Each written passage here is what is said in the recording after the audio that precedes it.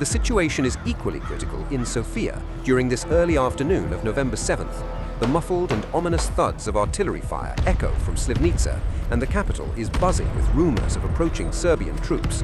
Arthur von Hohn, who had arrived earlier alongside the prince, is stunned by the tense picture and writes, "One man told me that the Serbians are approaching Sofia from all sides. Another added that they are only 17 kilometers away from the city and will enter the capital tonight before dusk."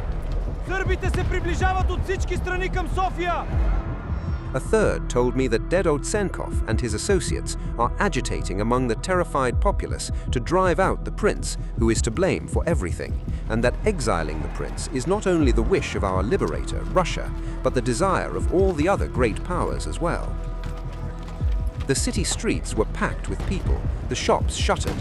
In a word, everything looked as though the entry of the Serbians into the capital was expected from minute to minute.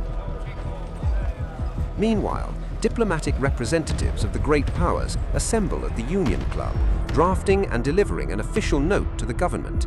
In it, they advise the prince, in the interest of the population, to surrender Sofia without a fight, so as not to give the Serbians a pretext to resort to extreme measures and sack the capital.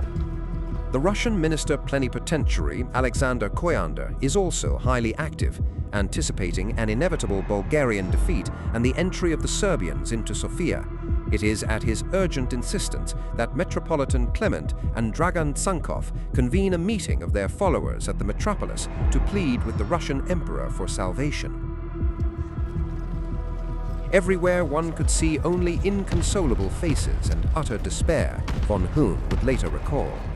Only one small young lady stood as an exception to everyone present, and that was Mrs. Katinka Karavelova, the gracious wife of the Prime Minister.